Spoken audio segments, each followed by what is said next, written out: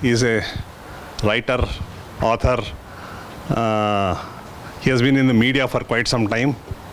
He was the editor of Business World for about 8 years. Now he is spending his time writing, traveling, meeting people.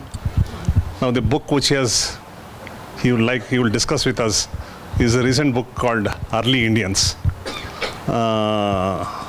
Very interesting book. I will leave it to Mr. Tony Joseph to talk about it, and he will speak for about 45 minutes to 1 hour. Then we'll have an open discussion. Then today we will follow up with dinner also, so that people need not rush. We have dinner also ready. I will now leave the floor open to Mr. Tony Joseph. Yes. Thank you very much. Thank you very much. A great pleasure to be here today. As one of my friends on Facebook said when the book just came out, it said, Early Indians promises to be a very fascinating read, because I have always wanted to know more about those few amongst us who arrive at 6:59 p.m. when the invite says 7 p.m. So early Indians, I think, so thanks for both the early Indians and the late Indians.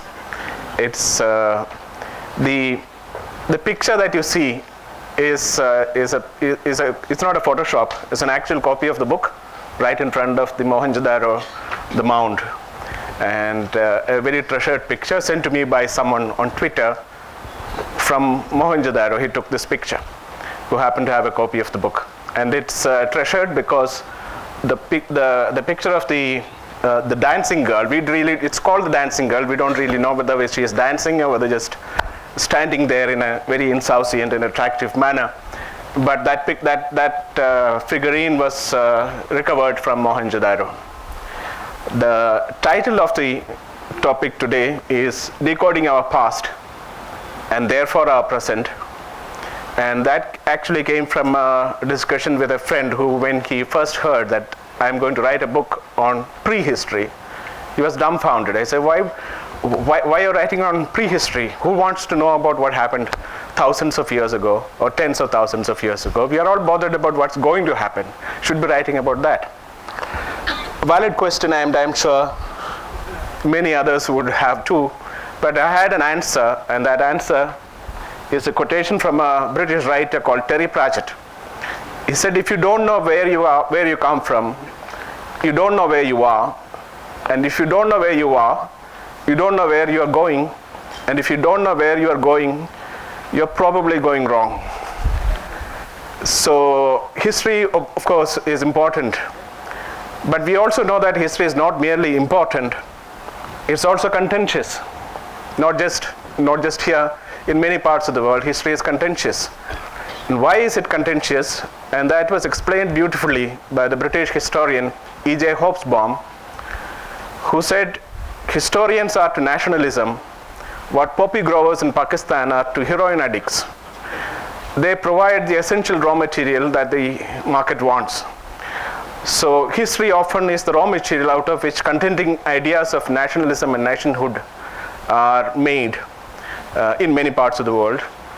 And therefore it is contentious because there are historical narratives that fit a certain version of definition of nation and nationhood, and narratives that do not fit it, and therefore the conflict.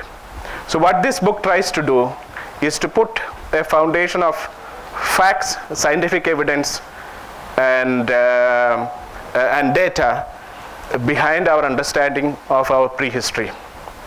And when I started on this book, the questions on top of my mind that I was trying to answer were three, which I was always fascinated by the Harappan civilization for some odd reason, and prehistory in general. And there were three questions that were never really answered and always on my mind. Who were these Harappans? Where did they go? And why did it take more than 1,000 years, almost 1,500 years, for civilization and cities to rise up again in the Indian subcontinent after the Harappan civilization declined? These questions could not have been answerable a few years ago, but that has changed. In the last few years, thanks to a new discipline called population genetics and its usage, especially because of its usage of new technique that uses ancient DNA or DNA collected from people who lived thousands or tens of thousands of years ago, many questions that were earlier unanswerable are becoming answerable. And this is happening not just in South Asia, it's happening across the world. Our understanding of prehistory has changed radically in the last few years because of the ability of geneticists to extract DNA from people who lived thousands and tens of thousands of years ago, and therefore detect what kind of population movements happened. Until ancient DNA arrived on the scene, geneticists still used to look at the genomes of people, and they could figure out which population groups were related to whom, which itself is interesting and a productive understanding of history. But they couldn't figure out how did that affinity or relationship come about, who moved from where to where. And that's what ancient DNA has changed. Because if you say from the same locality, if you collect ancient DNA from, let's say, 2000 BCE and 1000 BCE, and from the 2000 level you cannot find a certain ancestry, but you can see from 1000 BCE there is a new ancestry that is available, then it's a clear conclusion that there is a new ancestry that has come into that region between those two periods. So once you have an understanding of population movements, then your understanding of prehistory becomes much more solid than earlier. So how has it changed our understanding in other parts of the world? For example, we know today that Europe, in just the last 10,000 years, has gone through at least two major population turnovers or significant change in their demography.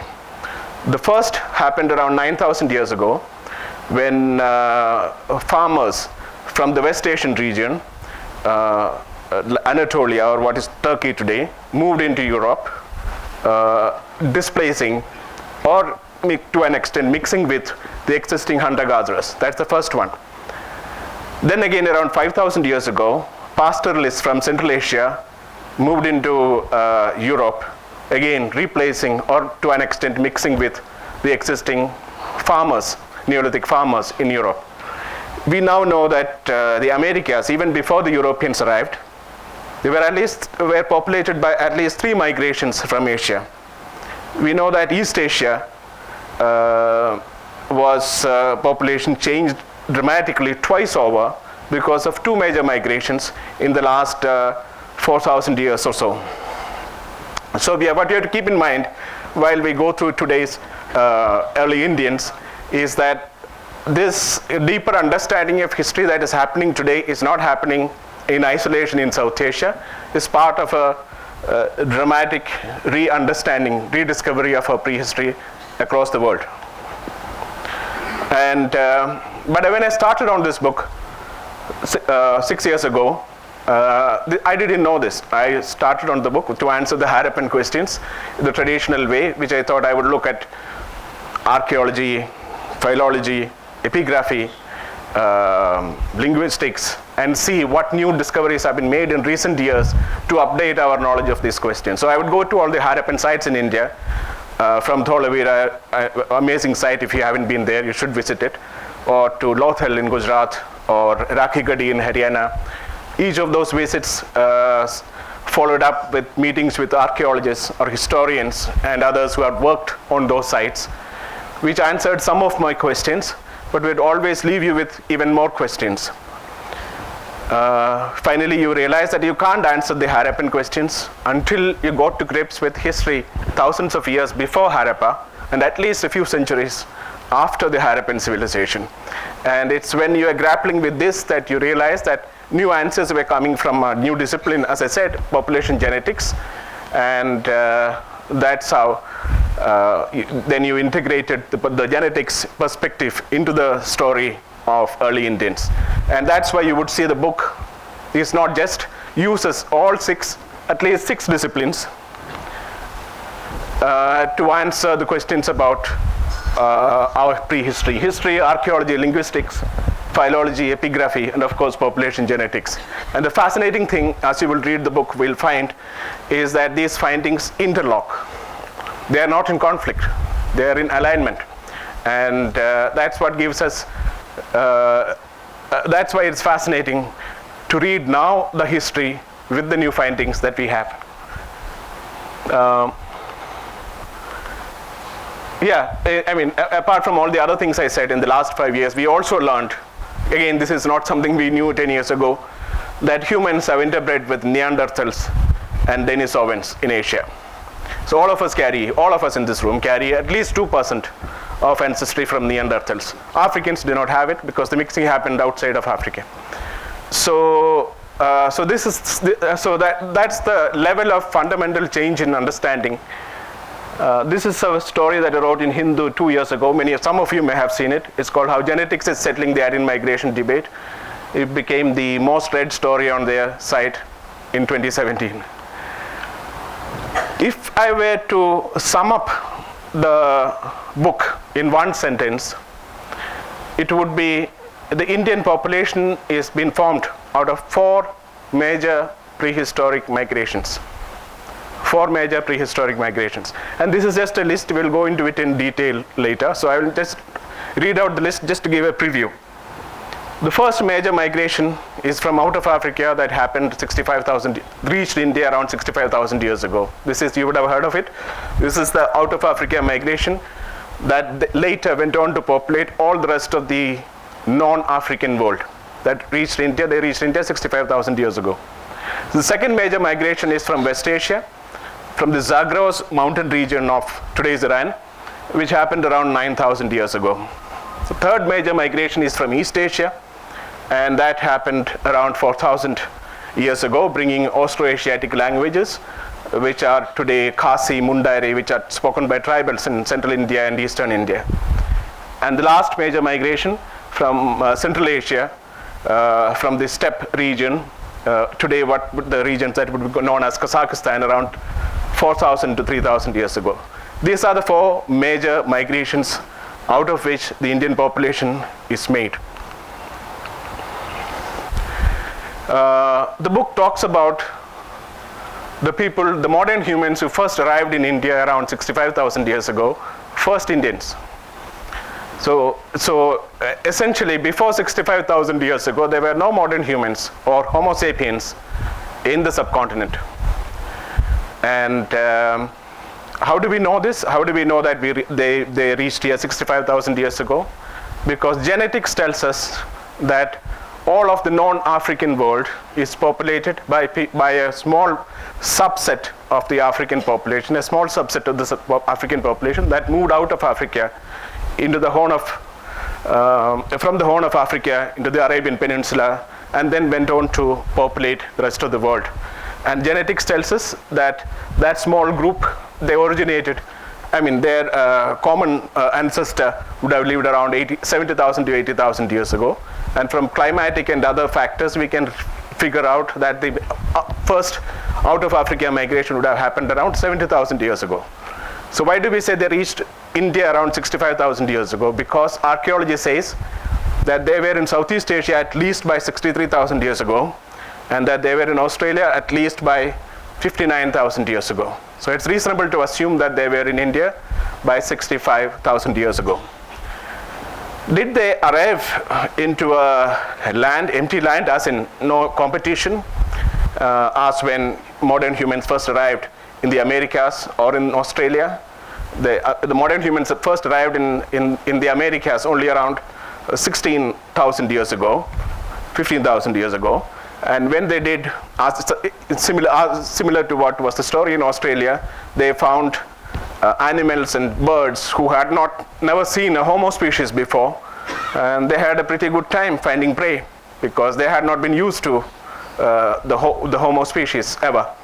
But the modern humans who arrived in India were not in that situation, just as they were not in that situation in the rest of Asia, because there was already a very robust population of other Homo species which the book calls Archaic Humans, who were already present in India, especially in the peninsular region.